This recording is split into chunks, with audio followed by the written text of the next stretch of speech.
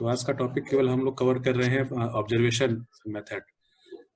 Observation method का भी use basically qualitative data collection के लिए हम लोग यूज करते हैं, और एज ए टूल्स के रूप में अगर हम बात करें तो ऑब्जर्वेशनल गाइड कहीं ना कहीं हम लोग यूज करते हैं और डेटा कलेक्ट करने के लिए। पर्टिकुलरली क्वालिटेटिव रिसर्च में ऑब्जर्वेशंस का यूज मैक्सिमम आप देखने को मिलेगा। जैसे कल हम लोग बात कर रहे थे इंटरव्यू शेड्यूल में जहाँ पे स्ट्रक्चर और अनस्ट्रक्चर की हम लोगों ने बात की थी।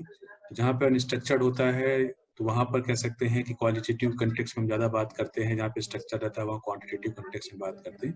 ठीक इसी तरीके से अगर हम ऑब्जर्वेशन मेथड की अगर हम लोग बात करें और ऑब्जर्वेशन एज ए टूल्स के कंटेक्स्ट में अगर हम बात करें तो इसको भी हम लोग समझ सकते हैं। खास बात यह है कि जो जैसे इंटरव्यू के था, it is a process of the communication और इंटरेक्शन की हम बात कर रहे थे। So it is just like the observation is also just like the process of the communication and interaction. It means that कि जो रिसर्चर है वो रिसर्चर के द्वारा ही कहीं ना कहीं इंटरेक्शन रिस्पोंडेंट्स के थ्रू हो सकता है। बस फर्क इतना है कि इंटरव्यू में जहाँ पर हम लोग कह सकते हैं 1-to-1 टॉक करते हैं, यहाँ पर 2 and more पर्सन हो सकते हैं। इसका मतलब है कहीं ना कहीं पे जो ऑब्जर्वेशनल पीपुल होगा या तो उसका ग्रुप बड़ा हो सकता है, 2 या 2 से ज्यादा व्यक्ति अगर हो सकते हैं। अगर सिंपल में अगर हम बात करें, इसको डिफाइन करने की बात करें तो ये हम सीधे सीधे कह सकते हैं कि ऑब्जर्वेशन में भी defined as a process in which one or less or the more people observe this some real situation. Real situation it mean that कि real situation is a given phenomena and the record the pertinent situation or the कह सकते हैं condition. It means that कि observation अगर विधि का हम प्रयोग कर रहे हैं तो वहां पर सबसे खास बात होती है कि जो वास्तविक स्थिति होती है उस वास्तविक स्थिति को हम लोग जानने समझने की कोशिश कर सकते हैं कि वहां पर क्या घटना घटित हो रही है या क्या घटना चक्र चल रहा है, इस चीज को जानने की कोशिश कर सकते हैं। 1 and more पर्सन का मतलब हो गया कि जहाँ पे 2 या 2 से अधिक या 1 से ज्यादा जहाँ पे व्यक्ति होंगे वहां पर हम उसको ऑब्जर्वेशन के थ्रू हम समझ सकते हैं। बेसिकली खास बात अगर की है कि that is method of the observation basically to use to evaluate the overt behavior of the individual in the control and the uncontrolled situation. Overt behavior का मतलब कह सकते हैं two types of the behavior. एक होता है covert और दूसरा होता है overt. Covert का मतलब होता है कहीं ना कहीं within some limitations, और overt का मतलब ये हो गया कि कहीं ना कहीं हमने उसको openness दे रखी है, it is free from the limitations. So to basically to evaluate the overt behavior of the individual in the controlled and the uncontrolled situation. Controlled and uncontrolled situation जो डिपेंड करती है वो बेसिकली डिपेंड करती है classification of the observation method पे। 2 तरीके से classifications होते हैं, उसको हम बात करते हैं। तो जो आज का बेसिकली जो लेक्चर है उसको भी मैंने आज 4-5 मुख्य भागों में बांटने की कोशिश की है, और उसको बांटने में अगर हम लोग बात करेंगे तो जैसे कि ऑब्जर्वेशन क्या है थोड़ा सा जैसे मैंने आपको बताया, और इसके अलावा टाइप्स ऑफ द ऑब्जर्वेशंस की हम बात करेंगे, और उसके अलावा नेक्स्ट जो इसकी बात करेंगे जो इसका एक्सटेंशन पार्ट है उसमें क्लासिफिकेशन ऑफ द ऑब्जर्वेशंस की बात करेंगे, how to conduct the observation या what are the basically stages in the observation method जब इसको कंडक्ट करते हैं। एक पॉइंट इस पे हम लोग बात करेंगे। इसके अलावा कह सकते हैं कि टेक्निक्स ऑफ द ऑब्जर्वेशन, किन किन टेक्निक्स या तकनीकियों का हम लोग या विधियों का प्रयोग करते हैं ऑब्जर्वेशन को करते समय, ध्यान रखते समय। और बेसिकली फिर इसके बाद जो अगर हम बात करेंगे टू बेसिकली इंपॉर्टेंट थिंग कि what is the use of the observation in the research purposes, और दूसरा कह सकते हैं what are the limitations of the observation. तो हर एक मेथड से कहीं ना कहीं अपनी लिमिटेशंस आपको देखने को मिलेंगी। तो पहले जैसे मैंने आपको बताया है कि ऑब्जर्वेशंस की जो हमने बात की है, it is to be conducted under the controlled and the uncontrolled situation and to evaluate the overt behavior of the individual and the more individuals, कि जहाँ पे एक या एक से ज्यादा व्यक्ति अगर होंगे तो उनको हम समझने की कोशिश करते हैं। और इट इज अ प्रोसेस, क्योंकि पूरी प्रक्रिया होती है कि शुरुआत होती है, शुरुआत के बाद एंड की हम लोग बात करते हैं, from the beginning to the end की पूरी प्रक्रिया को हम लोग इसको शामिल करते हैं। तो एक साधारण अर्थों पे इसको हम लोग इस तरीके से समझ सकते हैं। इसके अलावा अगर बात की जाए कि कह सकते हैं कि जैसे इसकी टाइप्स की अगर हम लोग बात करें, classification is a different thing and types of the is a different thing. Types की अगर हम लोग बात करें तो ऑब्जर्वेशंस के टू टाइप्स है। बहुत सी ऐसी किताबें होंगी या लिटरेचर अवेलेबल है जहाँ पे इसके 3 टाइप्स देखने को मिलते हैं। एक तो जिसको हम लोग बोलते हैं participatory observation is one type. Second type जो हमारा होता है उसको बोलते हैं नॉन पार्टिसिपेटरी ऑब्जर्वेशन। तीसरा हमारा होता है जिसको हम लोग बोलते हैं क्वासी पार्टिसिपेशन या क्वासाई, 2 शब्द कहीं ऐसे आप उसको समझ सकते हैं। तो participative, non participative and the quasi participative observation. It mean that कि पार्टिसिपेटिव ऑब्जर्वेशन का मतलब कि इट मीन दैट कि द मॉडरेटर और द रिसर्चर, ज्यादातर ऑब्जर्वेशन मेथड्स के अंदर जो रिसर्चर होता है वो मॉडरेटर का रोल प्ले करता है, moderate to everything, so that in the participative observation the observer or the कह सकते हैं कि the researcher more or less one of the group members and may actually participate in the activities in the all या overall the activities, कि वो एक उस group का एक सदस्य होने के नाते उसमें जो है पार्टिसिपेट करता है, सहभागिता अपनी निर्धारित करता है। और खास बात ये रहती है कि टू लीड दी एवरीथिंग, उसको पूरी तरीके से कंट्रोल करने की कोशिश भी करता है। Different types of the roles play कर सकता है। लाइक जगह हम लोग बात कर सकते हैं कि एक विजिटर के रूप में प्ले कर सकता है role, as a participative role की बात की जाए, या अगर कह सकते हैं कि एक्टिव लिसनर के रूप में प्ले कर सकता है, या ईगर लर्नर के रूप में प्ले कर सकता है, या एज ए पार्टिसिपेंट ऑब्जर्वर के रूप में काम कर सकता है कि हाँ पूरी प्रक्रिया में वो शामिल है। तो एक किस तरीके से वो पार्टिसिपेटिव रोल प्ले करता है। दूसरा अगर हम लोग बात करें नॉन पार्टिसिपेटिव रोल की, कि मतलब जहां पर इट मीन दैट कि that the researcher or the moderator are not involved in the participatory activities or the research activities. It means that it is just like the outsider, कि कहीं ना कहीं वो बाहर बैठ करके उस पूरी एक्टिविटीज को समझने की कोशिश कर सकता है। तो सीधे सीधे हम ये कह सकते हैं कि the observer or the moderator may follow closely the behavior of an individual or the characteristics of one or more groups. Means कि जो भी एक्टिविटीज रहती है उस एक्टिविटीज को फॉलो करता रहता है। और फॉलो करने का मतलब है कि basically to understand the behaviour of the individual and more groups. अगर व्यक्ति की बात कर रहे हैं या व्यक्ति से दो व्यक्तियों की बात कर रहे हैं या किसी एक समूह की बात कर रहे हैं, तो उनकी विशेषताओं को या उनके द्वारा जो भी घटना चक्र किया जा रहा है, जिन क्रियाओं को संपादित कर रहे हैं, उसको हम लोग समझने की कोशिश कर सकते हैं। तो एक इस तरीके से जो है टाइप्स पे हम लोग बात करते। तो जैसे 3 टाइप्स हो गए, एक पार्टिसिपेटिव हो गया, दूसरा नॉन पार्टिसिपेटिव हो गया, और तीसरा जो हो गया क्वासी पार्टिसिपेटिव। क्वासी पार्टिसिपेटिव का मतलब क्या हो गया कि both are the features are in the quasi participative observation, कि मतलब sometimes the observer or the moderator play as a role of participative observer or the sometimes play as a non participative observer। मतलब जब उसको लगता है कि हमको participative role play करना चाहिए तो वो समूह में शामिल हो जाता है, जब उसको लगता है कि हम समूह में शामिल नहीं होना चाहिए, हमको एक आउटसाइडर के रूप में रोल प्ले करना है, तो वो जाकर के बाहर बैठ करके नॉन पार्टिसिपेटिव करता है।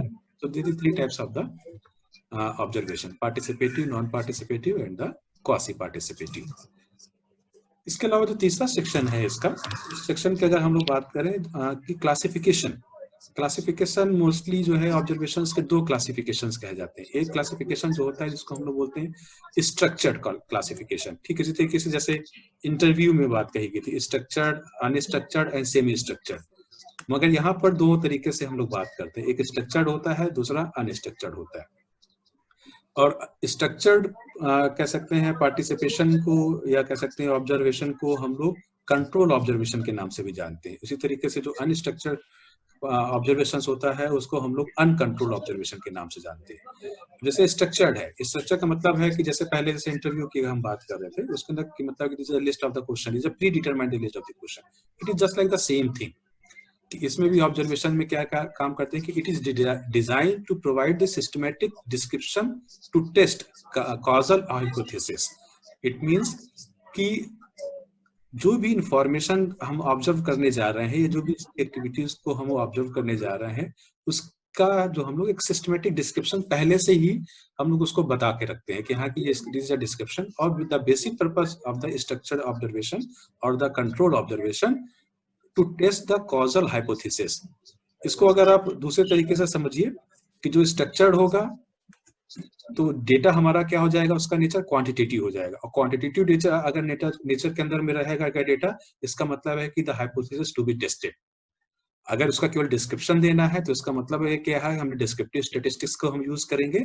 अगर उसको हमको हाइपोथेसिस टेस्ट करके हम उसको जनरलाइज करना है तो इसका मतलब है कहीं ना कहीं हम इन्फ्रेंशियल स्टैटिस्टिक्स के थ्रू उसको प्रेडिक्ट करते हैं, या कह सकते हैं उसका इन्फ्रेंस लगाते हैं। तो एक स्ट्रक्चर डेटा से सबसे खास बात ये रहती है कि हम डेटा को हाइपोथेसिस के माध्यम से उसको to find the some causal relationship between the variables, 2 variables and more the variables, and to predict that तो ये एक चीज कंट्रोल्ड और दी स्ट्रक्चर्ड ऑब्जर्वेशन में देखने को मिलती है। ठीक, इसके जस्ट इज रेसिप्रोकल अगर हम लोग बात करें अनस्ट्रक्चर्ड या अनकंट्रोल्ड ऑब्जर्वेशन की बात करें, तो जहां स्ट्रक्चर्ड क्वांटिटेटिव पे फोकस कर रहा है, वही अनस्ट्रक्चर्ड या अनकंट्रोल्ड जो ऑब्जर्वेशन होता है वो एक तरीके से क्वालिटेटिव इम्फेसिस करता है या क्वालिटेटिव कंटेक्स्ट में हम लोग बात कर सकते हैं।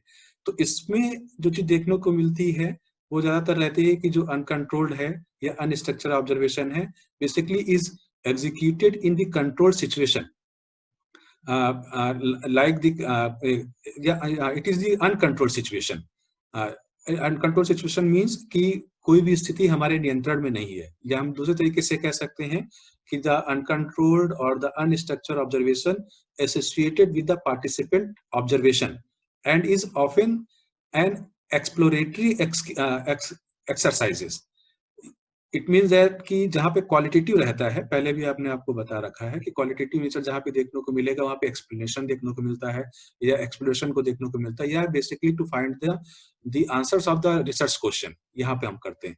जहाँ पे क्वांटिटेटिव नेचर देखने को मिलेगा वहां पे हम देखने की कोशिश कर सकते हैं, हाइपोथेसिस को टेस्ट करते हैं। तो एक ये बेसिकली डिफरेंस स्ट्रक्चर्ड और अनस्ट्रक्चर्ड में आपको देखने को मिलेगा।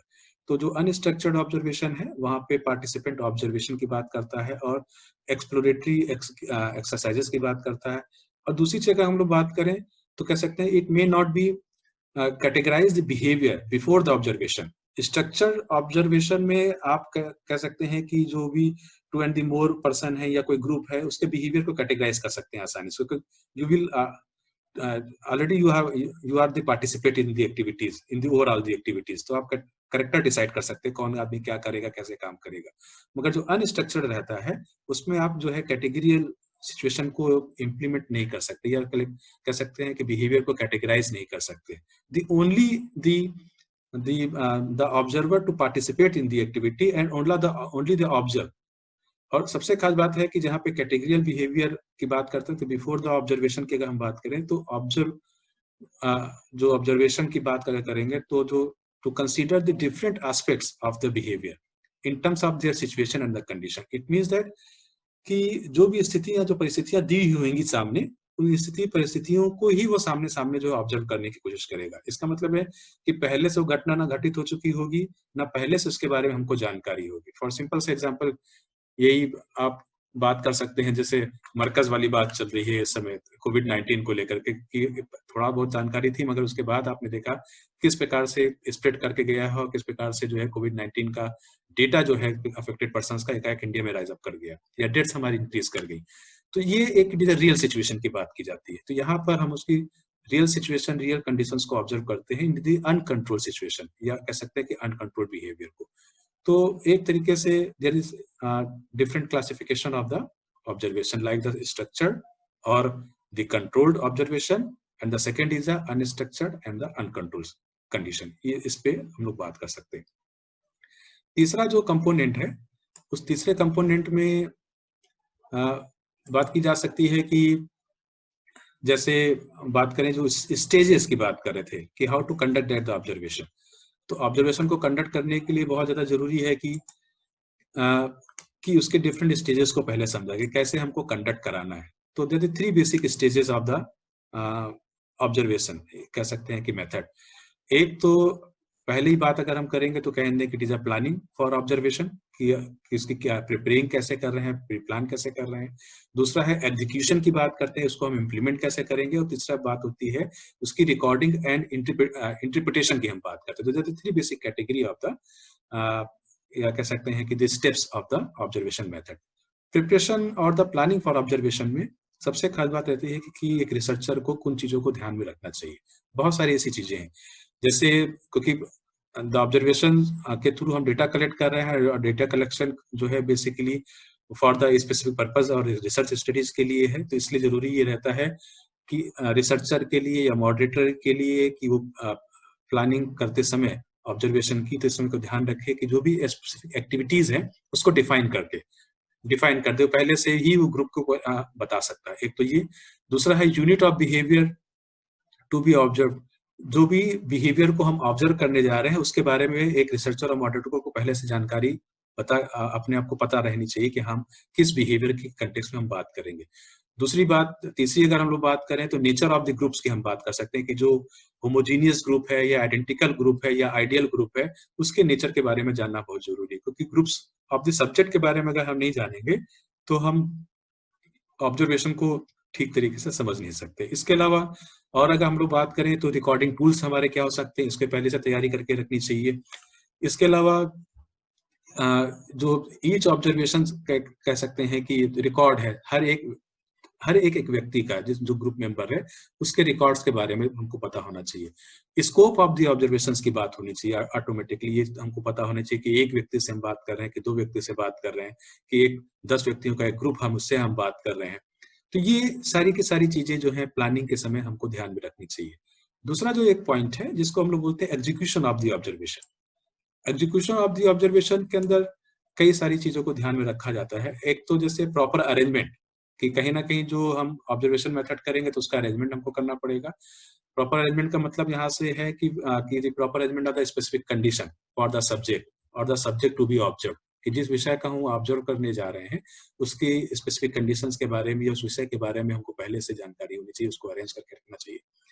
दूसरी, अगर हम उसकी बात करें, एग्जीक्यूशन की बात करें, तो कह सकते हैं कि एज्यूमिंग द प्रॉपर रोल और the physical position for observing, कि जो भी उसमें ग्रुप है उस ग्रुप के बारे में उनकी क्या भूमिका होगी, हर एक व्यक्ति का क्या रोल होगा, उसकी फिजिकल ओरिएंटेशन उसका कैसे होगा, उसकी फिजिकल पोजीशंस क्या होंगी, इससे पहले से एक मॉडरेटर को अपने दिमाग में या कह सकते हैं उसको नोट के रूप में रख लेना चाहिए।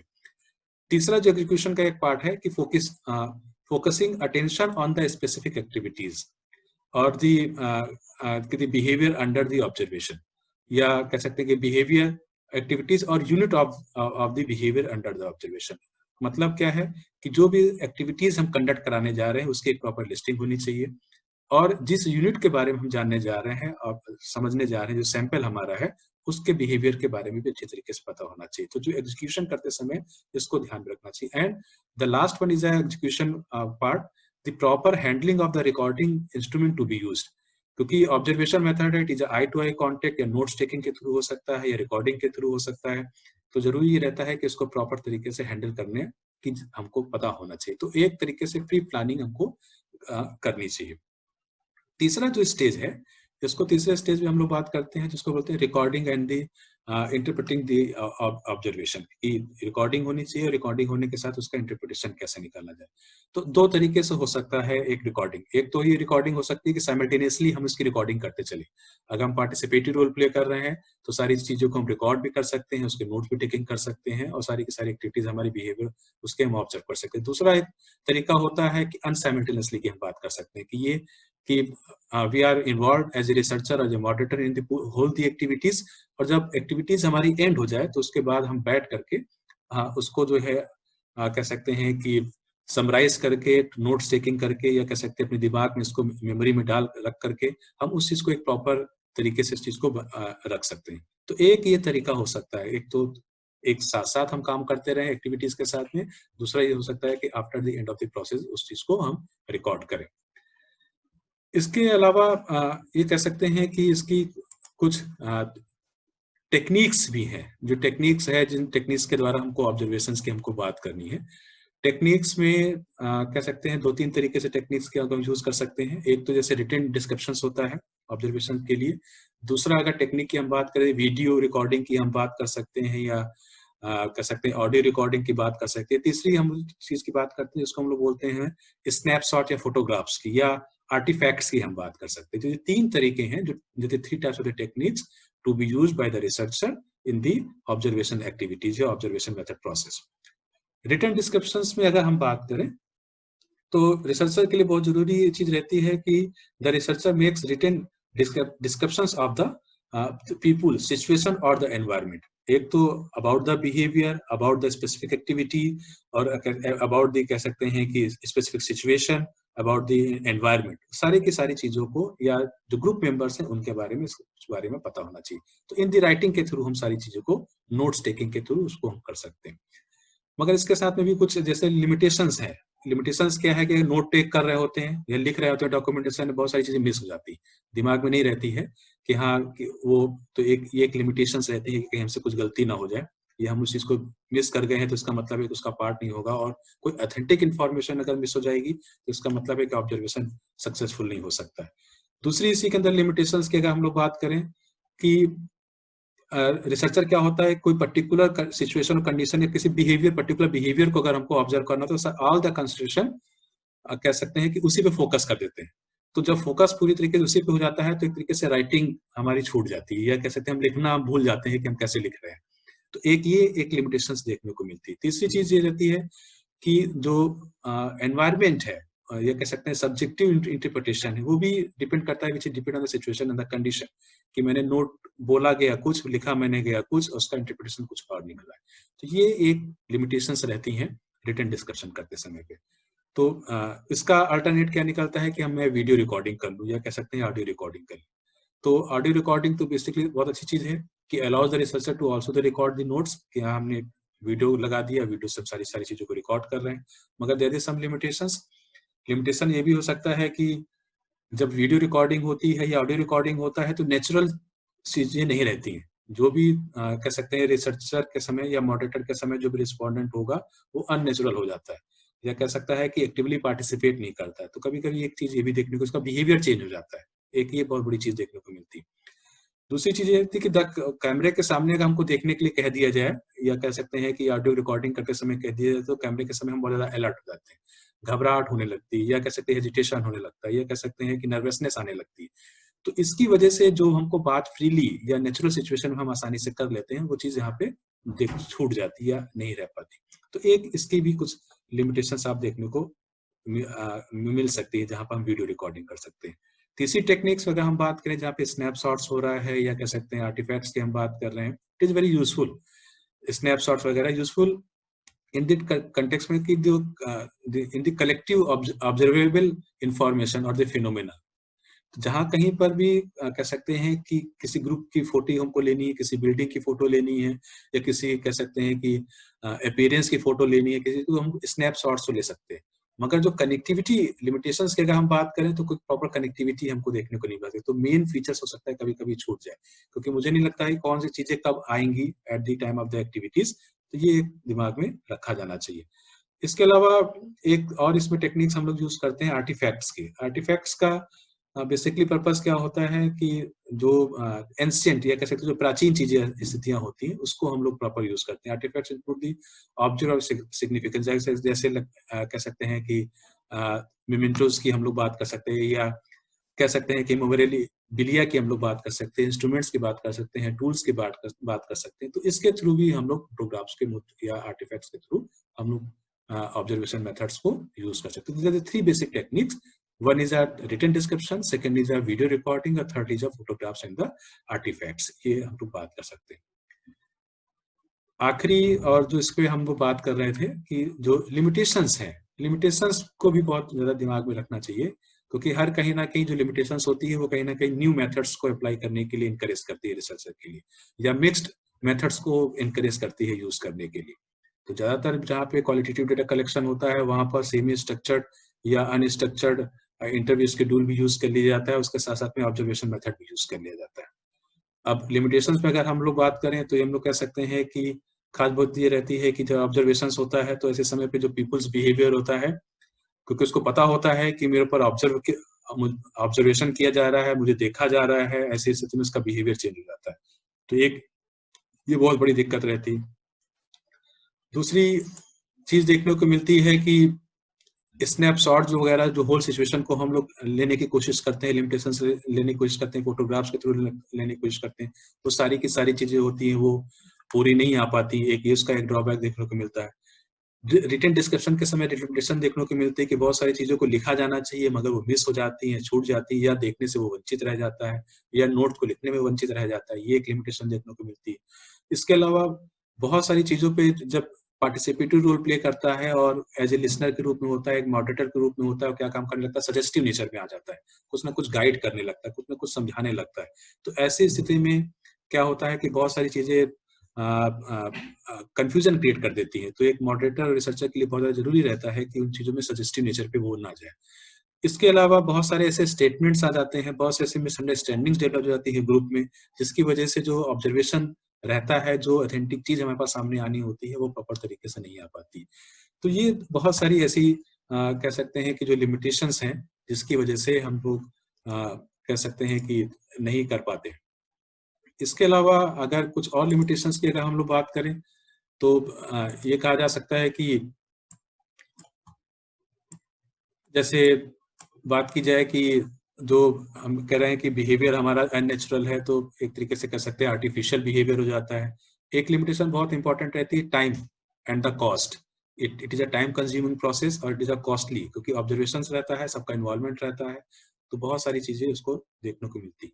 तो ये कुछ सीमाएं हैं, इन सीमाओं के आधार पर कह सकते हैं कि हम चीजों को समझते हैं, जानने की कोशिश करते हैं। तो ऑब्जर्वेशन मेथड का बेसिकली पर्पज यहाँ पर यही रहता है कि एक रिसर्चर या मॉडरेटर के लिए बहुत ज्यादा जरूरी है कि उन सारी चीजों को कंडक्ट करे। दो जगह मॉडरेटर अपना रोल प्ले करता है। एक ऑब्जर्वेशन में थोड़ा सा मॉडरेटर कह सकते, लेस मॉडरेटर का रोल प्ले करता है, मगर जहाँ पे फोकस ग्रुप डिस्कशन की बात आती है वहां पे रिसर्चर पूरी तरीके से मॉडरेटर के रूप में ही कह सकते हैं अपनी भूमिका का निर्वहन करता है, या कह सकते हैं प्रतिपादित करता है, ताकि उन सारी चीजों को कंडक्ट करा सके। तो जो फोकस ग्रुप है, it is a different from the observation method. तो मेरे ख्याल से ये चीज जो है बहुत संक्षिप्त मैंने आपको बताने की कोशिश की है। 5-6 चीजों को मैंने जो कवर किया है इस लेक्चर में। ऑब्जर्वेशन क्या चीज है, टाइप्स क्या हैं, क्लासिफिकेशन ऑब्जर्वेशंस क्या हैं, स्टेजेस क्या हैं, टेक्निक्स क्या हैं, यूजेस ऑफ द ऑब्जर्वेशंस की अगर हम बात करें तो यूजेस ऑफ द ऑब्जर्वेशंस में कि अगर हम लोग बात कर सकते हैं तो एक इस पॉइंट को अगर समझ लीजिए तो यूजेस में ज्यादातर अगर देखा जाता है तो कहाँ पे हम इसका उपयोग कर सकते हैं। तो एक तो तरीका ये हो सकता है कि जहाँ पे क्वालिटेटिव नेचर की अगर हम बात कर रहे हैं, क्वालिटेटिव इंफॉर्मेशन को कलेक्ट करना है, वहां पे हम इसको यूजेस की हम लोग बात कर सकते हैं। दूसरी अगर हम लोग बात कर सकते हैं, क्योंकि जो नेचुरल एक्टिविटीज रहती है, जो बिहेवियर रहता है, या कह सकते हैं स्पॉन्टेनियस इंफॉर्मेशन अगर हमको चाहिए होती है, वो हमको वहां से निकल करके आ सकती है। दूसरी चीज यूज हो सकती है कि जहां पर, क्योंकि ग्रुप ऑफ द मेंबर्स रहते हैं, तो ग्रुप ऑफ मेंबर्स में बहुत सारी इंफॉर्मेशन एक साथ हमको मिल जाती है। हम उसको कह सकते हैं कि इंडिविजुअली किसी से एक एक साथ करके हम कलेक्ट नहीं करते इंफॉर्मेशन को। तो एक ये कह सकते हैं कि हमारे लिए फ्रूटफुल रहता है। दूसरी चीज रहती है कि एक बहुत बड़ा जो कह सकते हैं कि यूज रहता है कि to studying the various aspect of the human behaviour, कि अगर किसी व्यक्ति के ह्यूमन बिहेवियर को अगर जानना है तो observation method is a very good method, क्योंकि आप उसके बिहेवियर को, उसकी बॉडी लैंग्वेज, उसका बोलने का तरीका, या कह सकते हैं उसकी टोन, उसकी वॉइस, उसका जेस्चर, या कह सकते हैं उसकी कह सकते हैं जो भी रिस्पांस कर रहा है, जो क्वेश्चंस पूछे जा रहे हैं उसके जो रिस्पांस दे रहा है, वो सारी की सारी चीजें उस बिहेवियर के थ्रू हमारे पास सामने आती थी। Very good method for the collection of the qualitative data for the specific research purposes.